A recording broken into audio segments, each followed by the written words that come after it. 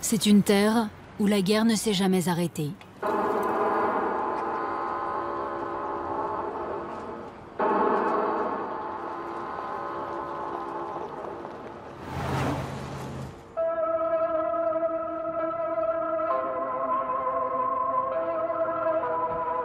Les haut-parleurs, au nord, sonnent le réveil, chaque matin à 6 heures précises, avec la même mélodie tirée d'un opéra révolutionnaire.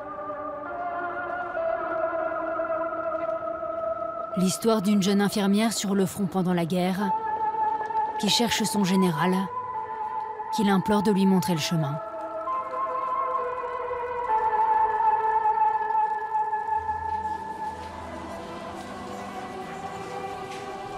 Une terre en guerre contre la frontière qui la divise.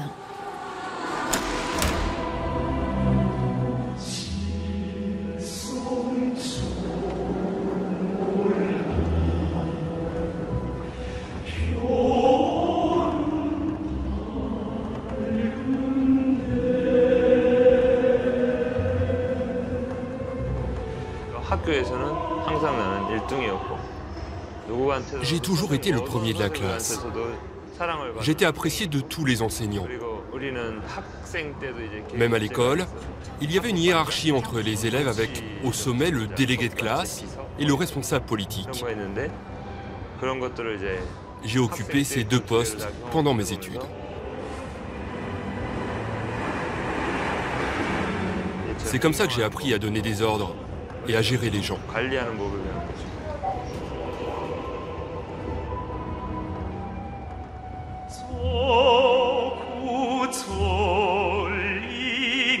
À la frontière entre les deux Corées, coupées l'une de l'autre par la guerre froide, le temps s'est arrêté. Faute d'un accord de paix, le conflit est suspendu depuis 65 ans. 6 décennies pendant lesquelles la Corée du Nord a mis au point clandestinement une arme dont seules les grandes puissances pensaient avoir le secret, l'arme nucléaire.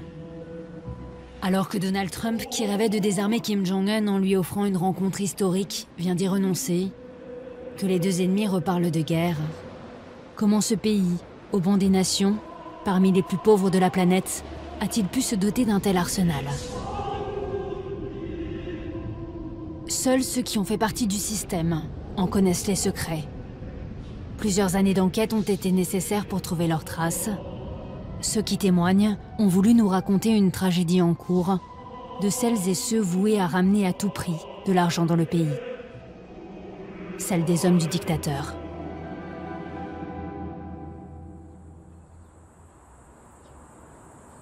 Séoul, à moins de 50 km de la frontière avec la Corée du Nord. La capitale sud-coréenne est devenue en 20 ans la 4e ville la plus riche au monde, après Tokyo, New York et Los Angeles.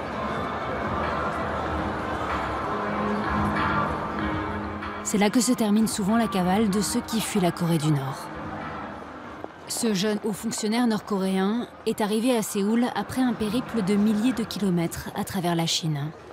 Il vit ici depuis 2 ans sous une nouvelle identité, celle de Michael Kim. Il a 28 ans. Il travaille à mi-temps comme surveillant dans un musée de la capitale.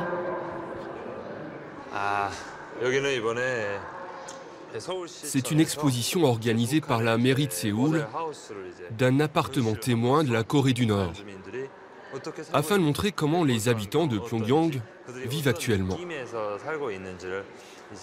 Je suis ici pour aider à la compréhension, en tant que personne qui y a réellement habité.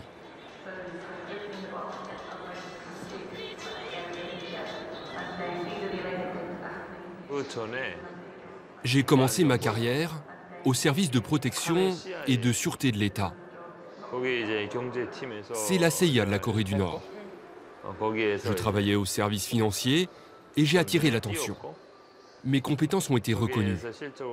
C'est comme ça que j'ai été recruté au bureau 39. C'était exceptionnel. J'étais le plus jeune. J'y suis rentré à l'âge de 25 ans. Le bureau 39 s'occupe de l'administration et de la gestion de toutes les activités économiques, de plusieurs milliers de sociétés et d'usines créées pour faire gagner de l'argent au régime en dehors des frontières.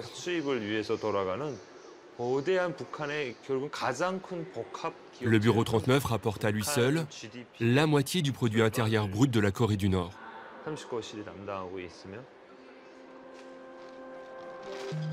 Michael a tout quitté, du jour au lendemain, sans prévenir sa famille. Il en savait trop pour pouvoir continuer à croire au régime. Il a pris la décision de nous rencontrer 3 semaines auparavant. Il espère, en témoignant un visage découvert, devenir trop visible pour pouvoir être liquidé dans l'ombre. Les témoignages d'hommes et de femmes ayant eu un rôle au sein de ce bureau 39, gardien de tous les secrets des finances de la Corée du Nord, sont extrêmement rares, car les défections sont rares. S'enfuir, c'est se mettre, mais aussi mettre sa famille, restée en Corée du Nord, en danger. Lee-mil, lui, était tout au bas de l'échelle. Un pion envoyé à l'autre bout du monde pour construire des immeubles dans le désert au Koweït. Pour moi, la question n'était pas de savoir si j'en avais envie ou pas. Le temps pressait. On espérait vite partir et avoir de quoi manger. Notre dirigeant, Kim Il-sung, est mort en juillet 1994 et dès l'année d'après, à partir de mai 1995, l'État n'a plus pu distribuer de rations aux citoyens ordinaires. Les gens ont commencé à paniquer. Et c'était la première fois que les rations de nourriture étaient coupées. Moi, j'avais une fille de 2 ans là-bas. Pour pouvoir partir, il faut être marié. Il faut aussi avoir un enfant. Et si vous n'avez pas d'enfant, on ne vous laisse pas partir. Je me suis dit, avec le salaire qu'on nous propose de 120 $ par mois, si je peux envoyer ça à Pyongyang, une famille de 4 ou 5 peut se nourrir pendant au moins 6 mois. Au bout de 2 mois sans salaire, on a demandé pourquoi on ne gagnait rien. Et on nous a répondu, nous n'avons pas reçu d'instruction du parti nous disant de vous donner votre salaire. Le parti en Corée du Nord, c'est Kim Jong-il, notre général en chef. Cette réponse nous condamnait au silence. Les centaines d'ouvriers ne pouvaient pas dire quoi que ce soit.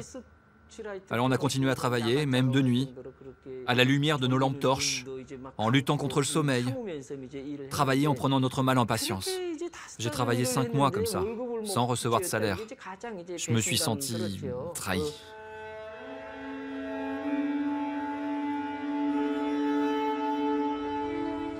L'idée d'envoyer des travailleurs à l'étranger remonte à 1974. C'est le début d'un gigantesque réseau d'entreprises et de montages financiers clandestins mis en place dans un seul but, faire gagner de l'argent au Bureau 39.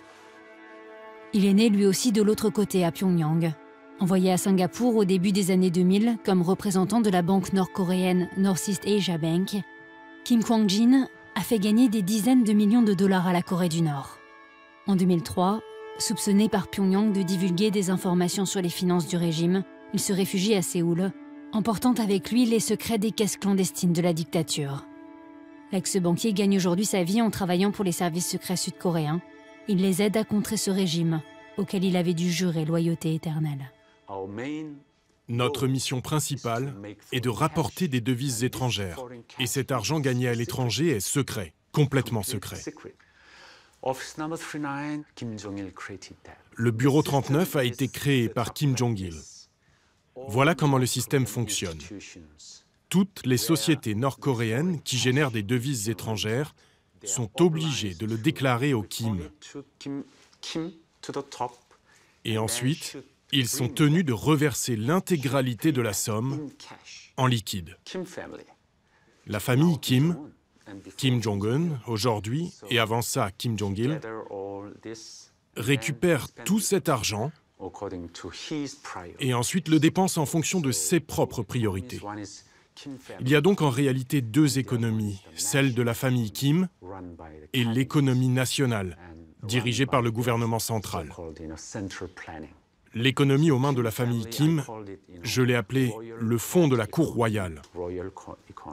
Il possède toutes les meilleures entreprises, celles qui génèrent le plus de profits, les meilleurs hôtels, les meilleurs magasins, ainsi que les restaurants, tout ce qui génère des devises étrangères. Tout ça, ça revient directement à Kim Jong-il et maintenant à Kim Jong-un. C'est une économie séparée. L'argent que vous rapportez ne sera jamais injecté dans l'économie nationale. Non. La Banque centrale, le ministère des Finances et la Banque commerciale n'ont à aucun moment le droit de mettre leur nez dans nos affaires. Jamais. Ils ne peuvent pas poser la moindre question. Kim récupère tout et redistribue. Disons que ça rapporte $1 milliard par an. Il reçoit tout ça en liquide et il l'utilise. En ce moment, le programme nucléaire et balistique consomme beaucoup d'argent. C'est de là que ça vient, du porte-monnaie de Kim Jong-un. On a différentes sortes de travailleurs. Au maximum, je pense qu'on en a 150 000. Je dirais 50 000 en Russie, un peu plus en Chine, et les autres sont disséminés dans le monde. Et ces 150 000 personnes font gagner beaucoup d'argent. 70 à 80% de leur salaire est confisqué par le régime. Disons que chacun d'eux rapporte $100 par mois. Ça fait un total de 15 millions. 15 millions de dollars par mois. Mais ils ne gagnent pas que $100 par mois. Ils gagnent plus. Plusieurs centaines de dollars, minimum. Donc beaucoup d'argent revient comme ça à Kim Jong-un. La taille du fonds secret des Kim, qui est aujourd'hui le fonds de Kim Jong-un, a augmenté de façon spectaculaire ces 20 dernières années. Il peut donc acheter plus de choses et continuer son programme nucléaire et balistique.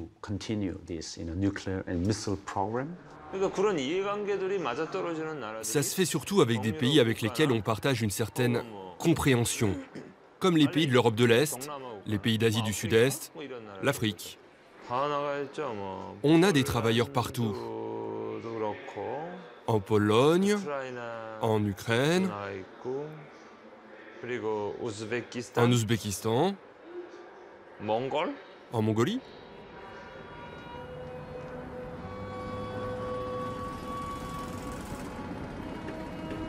Les marteaux-piqueurs résonnent aux portes de la steppe.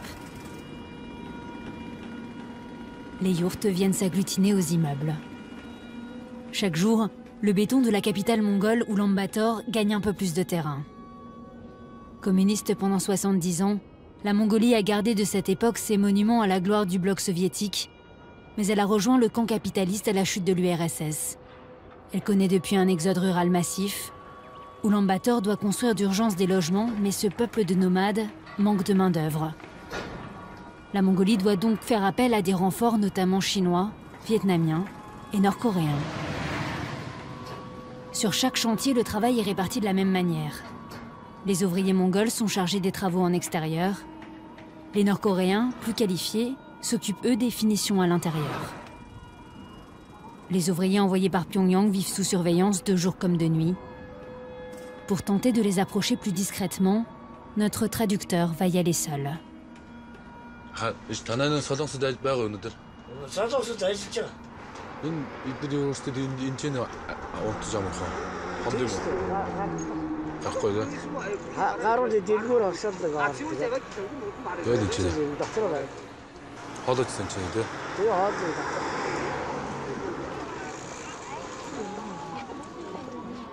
La Corée du Nord veut empêcher à tout prix que ces travailleurs entrent en contact avec le monde extérieur et découvrent une autre réalité que celle de la propagande dans laquelle ils vivent depuis toujours.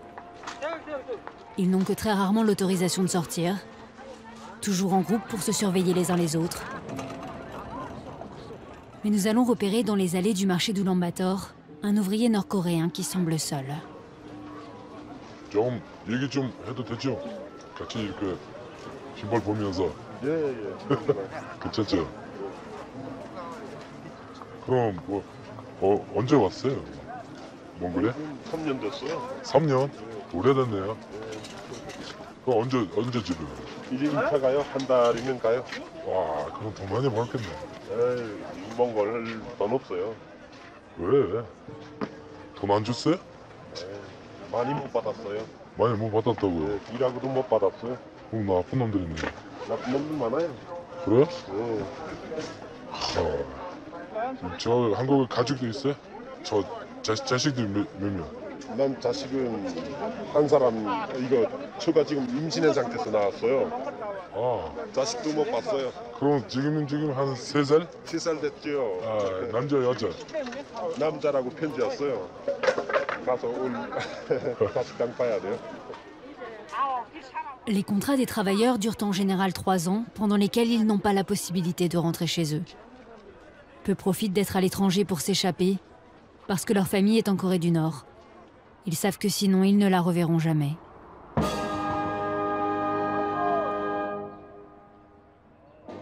La Mongolie cautionne-t-elle la présence de ces travailleurs sur son sol? Personne, ni au sein de l'administration, ni des entreprises employant des Nord-Coréens, n'a accepté de nous rencontrer. Mais il serait 1200 dans le pays en toute légalité, invités par le gouvernement mongol. Les entreprises versent les salaires des travailleurs directement à l'ambassade nord-coréenne à Ulaanbaatar. C'est là que près de la totalité de l'argent qu'ils gagnent est confisqué par le régime. Le reste, au mieux quelques dizaines d'euros par mois, revient aux travailleurs qui envoient cette somme en Corée du Nord pour aider leur famille. Les travailleurs des chantiers de construction ne sont pas la seule manne du régime. Des bûcherons sont envoyés dans les forêts de Sibérie, des agriculteurs dans des fermes. La dictature exporte même ses médecins. C'est le plus lucratif. La Corée du Nord envoie à l'étranger des acupuncteurs et des chiropracteurs qui ouvrent des cliniques dont les revenus sont récupérés par le régime.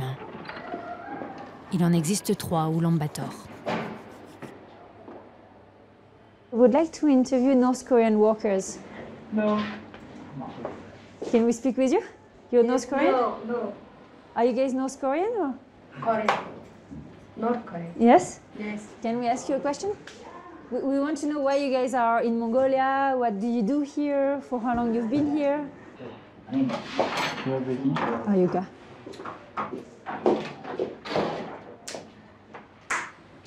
Чингээс ямар нэг юм ил эмчнэр бол тийм ярих хэрэг байхгүй юу?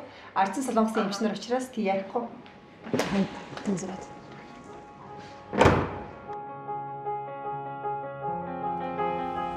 La Corée du Nord gagnerait chaque année 450 millions d'euros grâce au salaire de ses travailleurs, envoyés dans le secret hors des frontières. Esclaves d'un système bien rodé, dans lequel chacun ne joue qu'un petit rôle.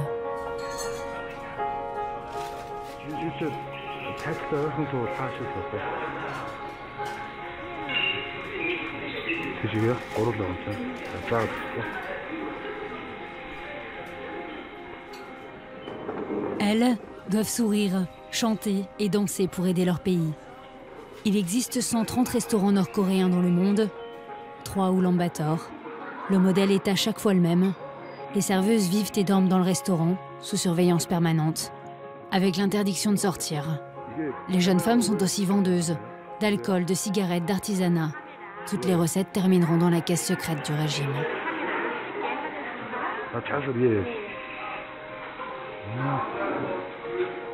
이거 얼마예요? 850달러. 850.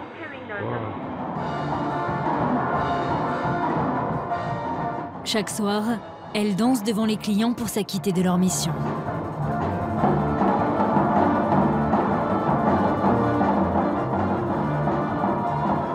Rendre les spectateurs heureux, les pousser à consommer, à vider leur portefeuille.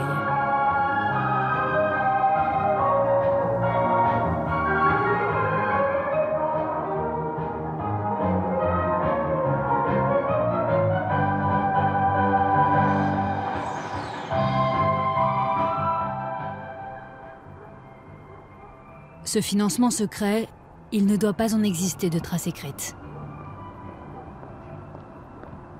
Les documents pouvant servir de preuve, les reçus, les transactions bancaires, sont systématiquement détruits sur ordre des Kim.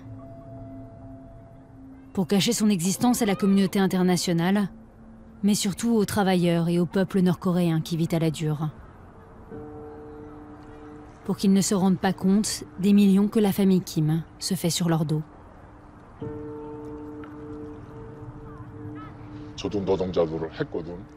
Moi aussi, j'ai été ouvrier. Ça m'est arrivé de travailler pendant 6-8 mois sans rien recevoir. J'avais tellement trimé, je me suis dit qu'il fallait que je me serve à mon tour. Cet homme a vécu des années en Sibérie. Avant de s'enfuir, il était arrivé au poste de manager. Il a accepté de briser le silence dans lequel il s'était muré depuis des années de honte, dans l'espoir que son témoignage puisse aider ses anciens compagnons de labeur, toujours prisonniers du système. Les personnes qui sont au-dessus des travailleurs piquent énormément dans leur salaire. Disons que nos chefs décrochent un contrat de 10 millions. On nous dit qu'il est de 7 millions à nous les managers. Et nous, on va aller dire au contremaître qu'on l'a eu à 5 millions, en baissant encore. Même en ayant fait ça, on arrive à verser la part qu'on doit envoyer au régime.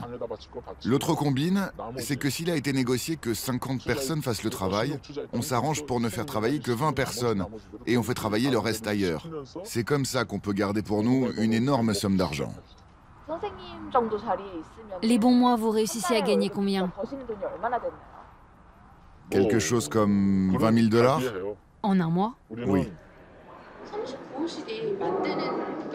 Savez-vous combien le bureau 39 gagne par an et quelle part va au développement des missiles? Personne ne connaît précisément la réponse à cette question. Et puis c'est le plus grand des secrets. Ceux qui travaillent au bureau 39, qu'il s'agisse du montant de la production des travailleurs du bureau, du coût de la main-d'œuvre, ou de quelque chiffre que ce soit, ils ne peuvent rien dire. S'ils en parlent... La détermination du régime à avoir à tout prix la bombe atomique remonte à 1953 pendant la guerre de Corée, parce que l'Amérique avait à l'époque brandi la menace nucléaire pour anéantir la Corée du Nord. Depuis son arrivée au pouvoir en 2011, Kim Jong-un a procédé à plus de 85 tirs de missiles et 4 essais nucléaires, 2 fois plus que son père et son grand-père réunis. À chaque essai, c'est vers la mer du Japon et l'océan Pacifique qui les sépare des États-Unis qu'il pointe ses missiles pour mettre la Californie à portée de tête nucléaire, pour que la peur change de camp, pour que jamais plus l'Amérique n'ose les attaquer. Siegfried Ecker est professeur à l'université de Stanford. Ce physicien nucléaire américain est l'un des seuls à être entré dans le complexe nucléaire de Yongbyon, qui emploie plus de 2000 travailleurs à 100 km au nord de Pyongyang. Il s'est rendu à 7 reprises en Corée du Nord, invité par le régime qui voulait que sa menace soit prise au sérieux. Je suis allé pour la première fois en Corée du Nord en 2004. Les Nord-Coréens avaient décidé de nous montrer leurs installations nucléaires de Yongbyon, et voilà ce qu'on a vu. Ensuite, nous sommes allés dans une salle de réunion avec le directeur Ri Yong-sop et il nous a dit « Est-ce que vous voudriez voir notre produit ?» J'ai dit « Vous voulez dire le plutonium ?» Et il a dit « Eh bien, oui !» Il est allé faire un signe dans le couloir, il s'y était très clairement préparé et ils sont entrés avec une boîte métallique rouge d'à peu près cette taille. Ils l'ont ouverte, ça ressemblait à du plutonium, mais je n'avais aucun instrument de mesure avec moi. Je n'avais que mes yeux et mes mains. Quand vous tenez du plutonium dans vos mains, c'est très dense, presque 2 fois la densité du plomb. Donc ça devait être lourd et deuxièmement, le plutonium est radioactif. Donc il doit être chaud. J'ai pris le plutonium dans ma main. Il était à la fois lourd et légèrement chaud. On n'est sûr de rien, mais disons qu'à l'heure qu'il est, ils ont probablement de quoi faire entre 25 et 30 bombes. Et puis il se trouve que la Corée du Nord a assez d'uranium dans son sol pour fabriquer autant de bombes qu'ils le souhaitent. Ils n'ont pas à se le procurer ailleurs. Et le sort a voulu que la Corée du Sud n'ait pas d'uranium. Tout est au nord.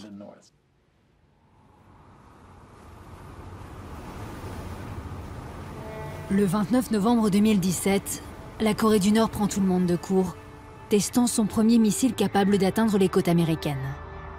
Kim Jong-un annonce à son peuple posséder désormais une force nucléaire d'État. Dans le même temps, une course contre la montre est engagée de New York, du siège des Nations Unies. d'une cellule composée de 8 hommes, de 8 nationalités différentes, experts en technologie des missiles, en finance ou encore en transport aérien et maritime. Certains viennent du civil, d'autres des services de renseignement. Ils travaillent dans l'ombre avec pour mission d'assécher le fonds secret des Kim pour stopper le programme nucléaire nord-coréen.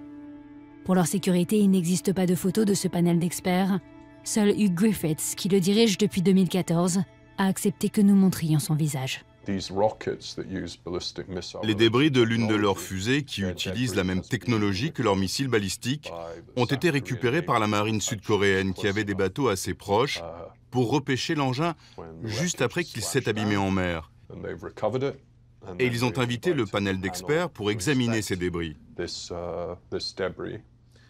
Lors de l'inspection, on note les numéros de série, on prend des photos, et dans de nombreux cas, on est capable de retracer l'origine de ces composants, comment, où et à qui ils ont été achetés.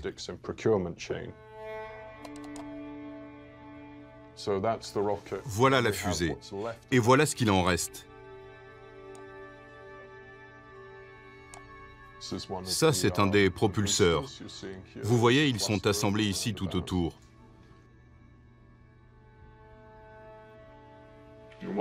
Il faut que vous cachiez les numéros de série. Nos enquêtes prouvent qu'un certain pourcentage de pièces utilisées dans leurs fusées et leurs missiles ont été achetées à l'étranger. Les composants vont d'abord être exportés vers d'autres pays en Asie, des centres d'affaires comme Singapour, Hong Kong, de façon à ce que pour une entreprise multinationale basée, disons, en Europe, qui vend ses pièces, tout semble en règle. Il n'y a aucune trace de la Corée du Nord sur leurs documents officiels. Le panel d'experts ne se contente pas d'enquêter. Ils disposent d'une arme économique. Ce sont eux qui imaginent des sanctions chaque fois plus sévères pour isoler la Corée du Nord et la couper de ses revenus clandestins. Sur ces recommandations, l'ONU en est à son 9e train de sanctions, dans l'espoir qu'acculées, elles viennent s'asseoir à la table des négociations. Si on considère ce que la Corée du Nord peut exporter aujourd'hui, ils ne vont plus très longtemps se faire de l'argent sur notre dos. Tout est désormais sous le coup de sanctions.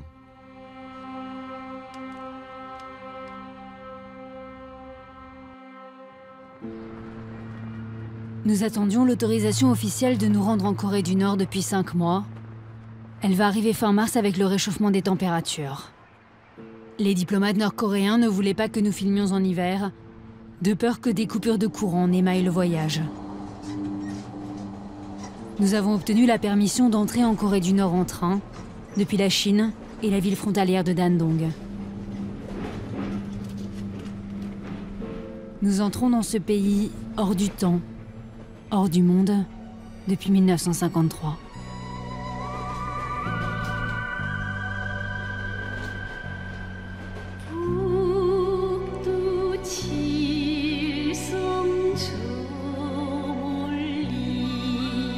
Pas une parcelle de terre n'est laissée à l'abandon. Tout l'espace est utilisé pour nourrir la nation. Le train nous laisse entreapercevoir pendant 7 heures des campagnes où restent rois, la faucille et la force des bras. La région que nous traversons concentre la plupart des installations nucléaires. Les rails passent à proximité de 3 mines d'uranium, de plusieurs complexes souterrains et du centre de recherche nucléaire de Yongbyon, construit avec l'aide de l'URSS dès 1965, le cœur du programme.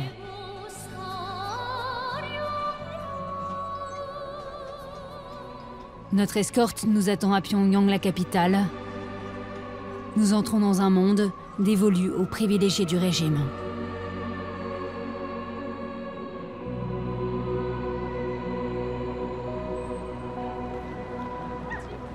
Ces rues, ces avenues, sont réservées à 3 millions d'habitants. 10% de la population choisie parmi les plus fidèles. Il faut un laissez-passer pour entrer dans la ville. La mission des 2 guides qui nous encadrent du matin au soir est de nous montrer qu'en dépit des sanctions des Nations Unies, Pyongyang n'est plus la capitale figée d'un pays à l'économie moribonde dont la population souffre. Et ce grâce aux nouveaux héros de la nation, les scientifiques. Cet architecte a étudié 8 ans en France. Il a passé 1 an en Franche-Comté où il a appris le français avant de poursuivre ses études à l'École nationale d'architecture de Paris-Belleville. Il est rentré en Corée du Nord en 2010 et est aujourd'hui l'un des meilleurs architectes de la capitale, chargé de construire des gratte-ciel pour cette nouvelle élite. Ici, ça a été construit au moins de 8 mois, même pas un an.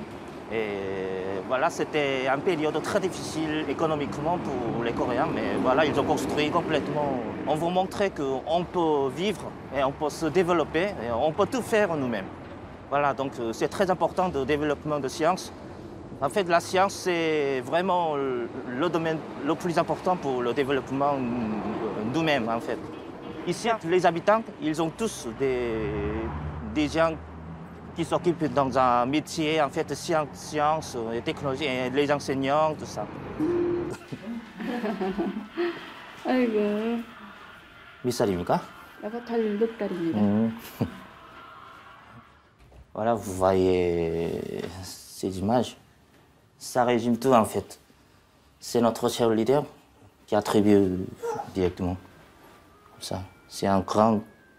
Enfin, c'est considéré comme une grande gloire pour les Coréens, ce genre de moment.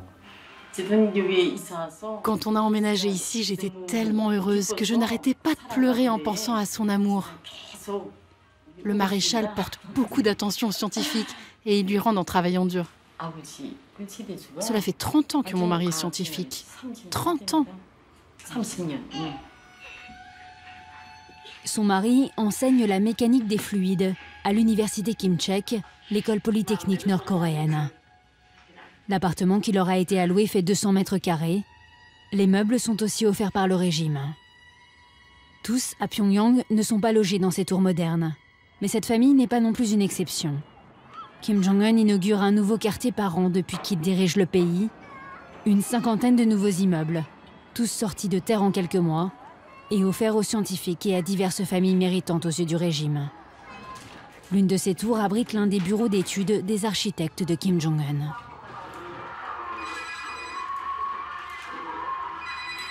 이런 소감이 이래도? 네, 수고합니다. Il y a de plus en plus de projets à faire. Il y a tellement de projets. Il manque toujours des architectes ici. Donc même ici, c'est un grand, énorme chantier, on peut dire. Toutes les personnes, ils ont 2 ou 3 projets au moins. Et ils travaillent énormément. Mais ça ne suffit pas, en fait. On passe l'année blanche. Et avec la situation internationale à l'heure actuelle et les sanctions, ça ralentit les chantiers? Non, pas du tout. Tu vois pas du tout ce qui est influencé dans le domaine de la construction. En fait, quand j'étais en Europe, je vois beaucoup de chantiers qui s'arrêtent immédiatement, juste après la crise. Mais ici, moi, je vois pas du tout. Enfin, les chantiers continuent, même il y a de plus en plus de projets à faire. On a peur de rien. On avance quand même.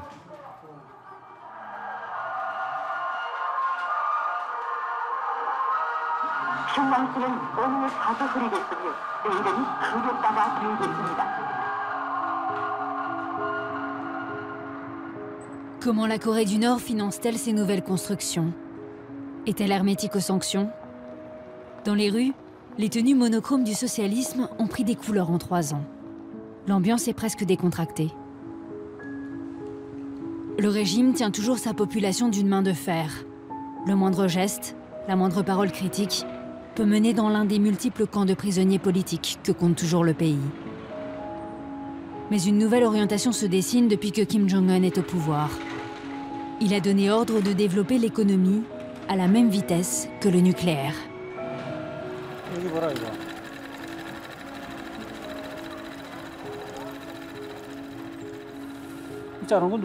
Qui a coupé tout ça? Regarde pour couper là. Là en bas, il faut couper droit. Regarde, ce n'est pas droit.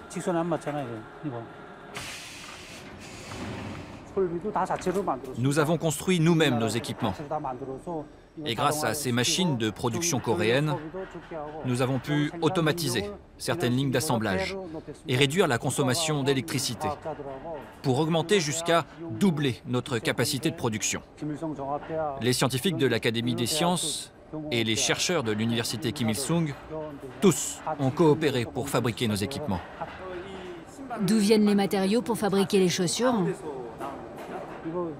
Aujourd'hui, à cause des manœuvres de nos ennemis, nous n'avons pas de matériaux d'importation. Nous créons donc nos matériaux nous-mêmes, en étudiant chaque composant à notre disposition pour produire nos chaussures.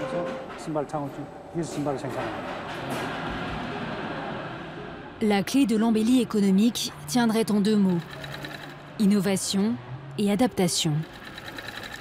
Pour tenir, pour prouver au monde que le pays n'a besoin de personne. Nous avons des panneaux solaires qui couvrent la quasi-totalité des toits de l'usine, vous voyez. Ils peuvent produire jusqu'à 400 kW d'électricité. Notre usine peut fonctionner avec une puissance de 300 kW seulement.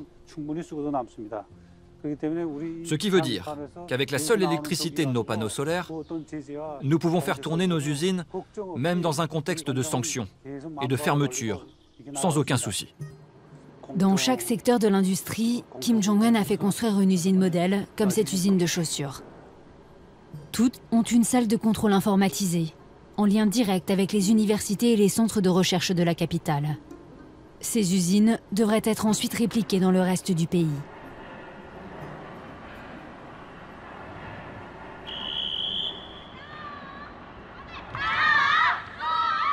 Le régime distribue les rôles. Tout est pensé, planifié, jusqu'au destin des hommes.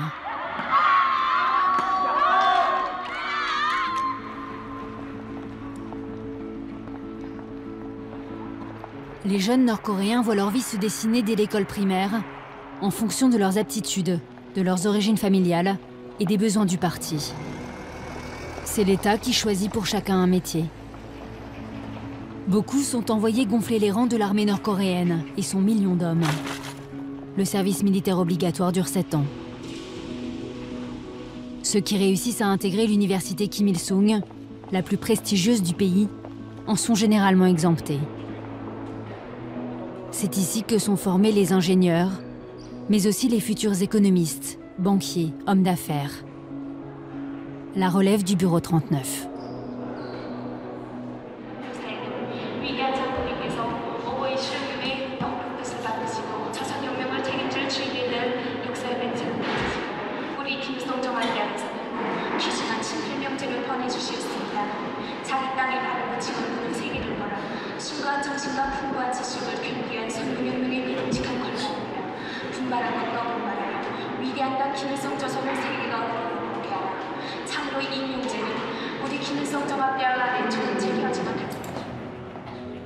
Nos demandes pour rencontrer des officiels en charge du programme nucléaire et de la politique sont toutes restées sans réponse. Mais nous avons obtenu, juste avant de quitter la Corée du Nord, une entrevue à l'Académie des sciences sociales de Pyongyang, avec l'un des principaux économistes du régime, le professeur Ri Ki-song. Notre industrie de la défense est déjà bien développée.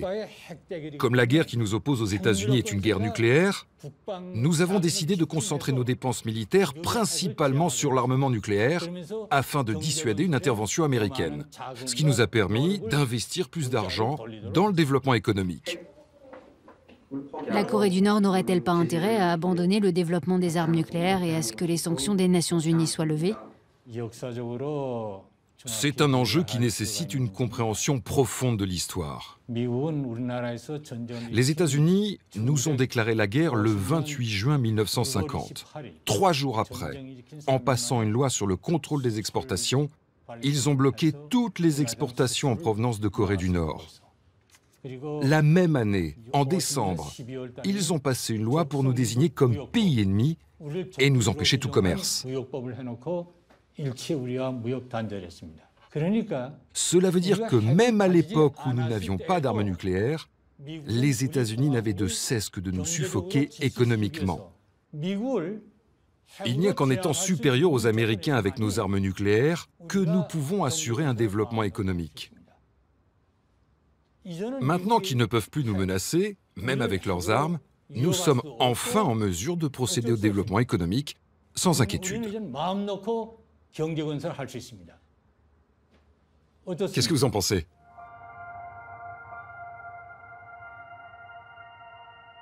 La résurrection économique de la Corée du Nord est-elle un mirage? Un barreau d'honneur pour cacher à la population que les nouvelles vagues de sanctions menacent de mettre le pays à genoux. Les statistiques officielles sont invérifiables. Le peuple, nous ne pourrons ni l'approcher ni l'entendre, juste l'apercevoir. Traverser des campagnes où la famine des années 90 et ses 600 000 à 1 million de morts semblent avoir laissé place à des lendemains meilleurs. Des villes sans voiture, mais avec ici aussi de nouvelles couleurs. Une vie dure, mais déjà un peu moins dure qu'avant.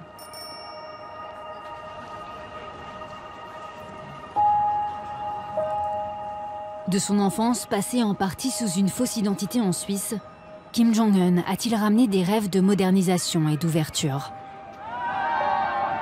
Fort de sa bombe nucléaire qui le protège hors des frontières, le jeune dictateur assoit son emprise dans le pays. Là où ses ancêtres érigeaient statues et palaces, lui se veut bâtisseur de patinoires, de bowling, de piscines, de musées d'histoire naturelle, de parcs d'attractions. Plus seulement pour les élites. La culture, le progrès scientifique et économique, opium d'un peuple qui a encore du mal à y croire, pour que cette troisième génération de dictature dure. Signe des temps ce soir, les couleurs de la Corée du Nord brillent pour la première fois dans la nuit désormais illuminée de Pyongyang et ses nouvelles tours. La Corée du Nord reçoit-elle de l'aide? La Russie et surtout la Chine sont régulièrement accusées de jouer un double jeu, de voter les sanctions des Nations Unies sans pour autant que le commerce ne cesse, parce qu'ils n'ont ni l'un ni l'autre intérêt à un effondrement du régime de Kim Jong-un. Le fonds secret de la Corée du Nord continue d'être alimenté grâce à une multitude de combines ingénieuses, jusque dans les endroits où on s'y attendrait le moins. Berlin, au cœur de l'Europe. Les autorités allemandes tentent depuis 2016 de faire fermer cette auberge de jeunesse, installée dans l'enceinte de l'ambassade de Corée du Nord. Depuis 2008, le loyer, 38 000 €, était versé chaque mois dans la caisse des Kim. L'Allemagne a fait annuler le bail, mais les propriétaires du City Hostel refusent de quitter les lieux.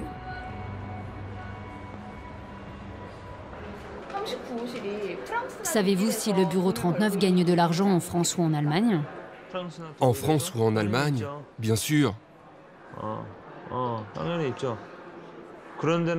Dans ces pays, il n'y a pas de main-d'œuvre. La loi est trop puissante. Mais il y a de l'argent là-bas.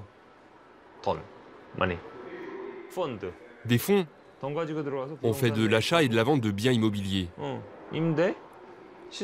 Pour les louer et pour faire de la spéculation.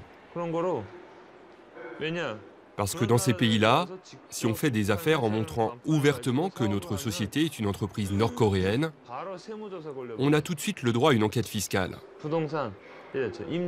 On fait de la location d'appartements, personne ne sait qui est le propriétaire. On n'a plus qu'à récupérer les loyers. Connaissez-vous des noms d'entreprises? Je ne peux pas vous les donner, parce qu'au moment même où je vais les nommer, elles se retrouveront immédiatement sur la liste des sanctions. Bien sûr, la Corée du Nord est un mauvais État dictatorial. Mais ceux qui y sont dévoués, comme moi ou mes amis, voire les supérieurs hiérarchiques, ne font que leur travail. Peut-être que ce qu'ils font pour mener à bien leur mission est mauvais, mais ça ne veut pas dire qu'il n'existe pas de code éthique entre nous. Gagnez-vous de l'argent aux États-Unis? Je n'ai pas vu de cas aux États-Unis. En revanche, on fait tout pour leur dérober de l'argent, oui.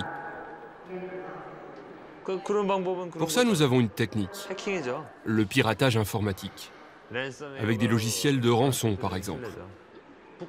La Corée du Nord va pirater les infrastructures industrielles ou informatiques des États-Unis.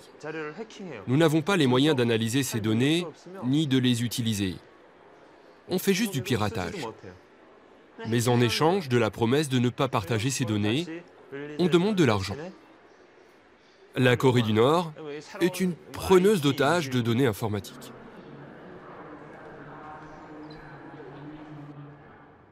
On ne peut pas tout empêcher. Comment pouvez-vous stopper tous les Nord-Coréens? Il suffit d'une petite banque dans un coin reculé de Chine. Si j'y ai un compte, je peux presque tout faire, n'est-ce pas? Je peux envoyer de l'argent partout dans le monde. Combien sont-ils ces hommes de l'ombre? Jusqu'où s'étend la toile qu'ils ont tissée? Quelle menace représentent-ils? Dans notre dernier rapport au Conseil de sécurité, nous avons apporté les preuves que des armes nord-coréennes et des programmes d'entraînement militaire clandestins étaient présents dans une douzaine de pays d'Afrique et du Moyen-Orient. Au Mozambique, un des contrats que nous avons vus valait 6 millions de dollars. En Tanzanie, le contrat était d'un montant similaire en euros. Un peu plus, si je me souviens bien, peut-être 12 millions. Ils font ça uniquement pour l'argent. Le problème avec les missiles balistiques, c'est que cette technologie n'a pas été fournie à tous les pays qui la voulaient. Donc les Nord-Coréens ont comblé ce vide. Cette prolifération est très alarmante.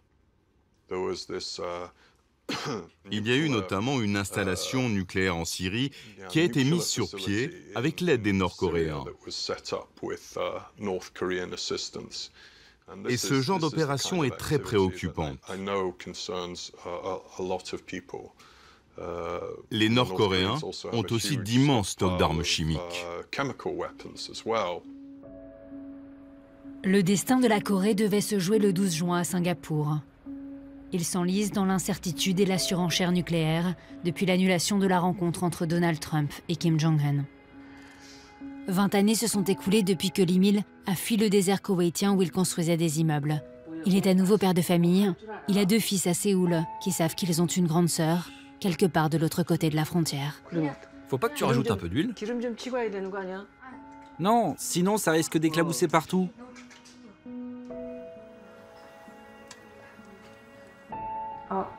Avez-vous eu des nouvelles de votre famille depuis? Rien du tout. Je n'en ai pas eu. Je me dis, qu'est-ce qui a fait de moi une personne pareille? Si ce régime était normal, je ne serais jamais parti. Ce système erroné a façonné le choix terrible que j'ai fait. Pour ne jamais oublier leur famille et leur peuple qu'ils ont laissé derrière eux, les réfugiés se retrouvent une fois par mois dans une paroisse de Séoul. Orphelins de celui qui leur avait été imposé comme guide, beaucoup se tournent vers Dieu pour donner un sens à leur vie.